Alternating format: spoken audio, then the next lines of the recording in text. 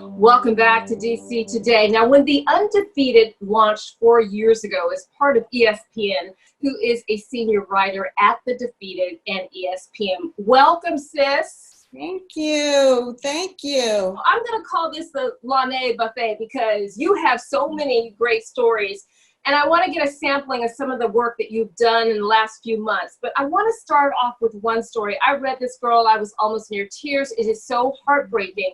And this piece, it's about George Floyd and his dying breaths and him calling out for his mother. What made you write this piece? Because your takeaway is so different from anything I had read about this.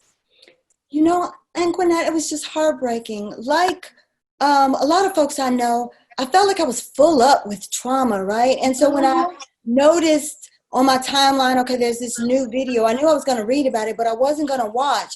And then my editor, a woman in culture named Janisha Watt, she's like, no, I want you to watch it and give us your take as a mother, because he calls out for his mother.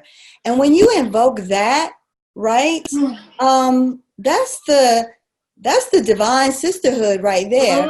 So because I heard this Black man had called out for his mother, I took it as a responsibility, right, to him, to the collective, to all of us, to all our Black children. Like, no, we've got to be there. And so I watched the video and I just wrote from the heart everything I was feeling, and I was crying as I was typing, girl.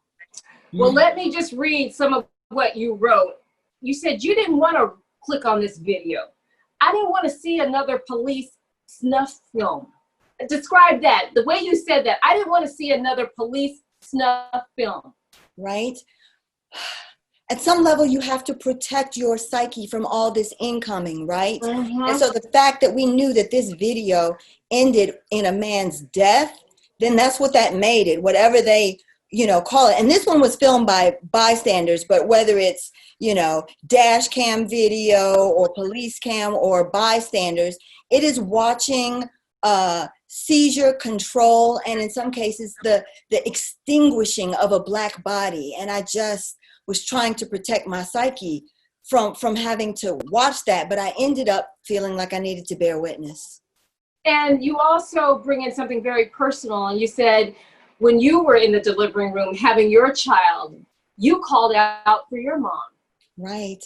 That mama space is the space between us and our maker.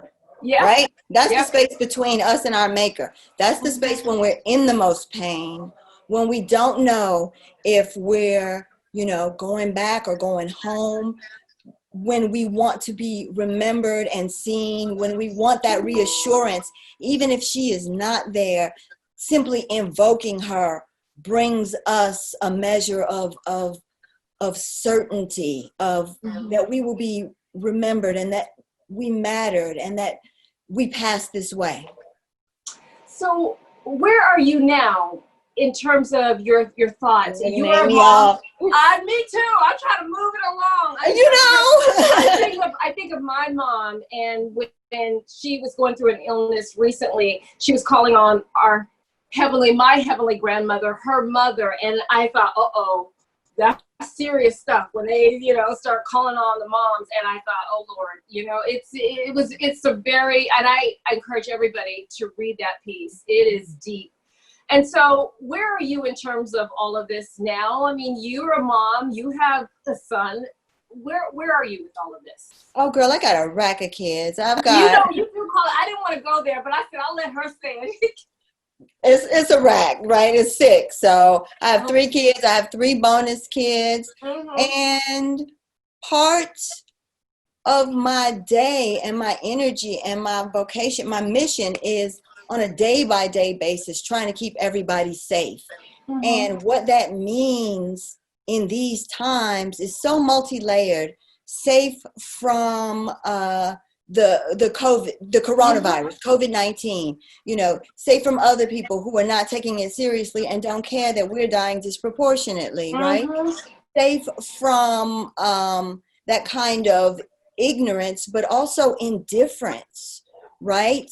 From people who won't see my, large Black children for the precious human beings that they are to me and to the world, right? They simply are not equipped to see them as fully human. And so I'm constantly having to do checks on that and countermeasures and, reprogramming. I know the world says this, but this is what I want you to internalize. This is what I want you to take forward, into the world, not a chip on your shoulder, unless it's a smart chip, right? How about that?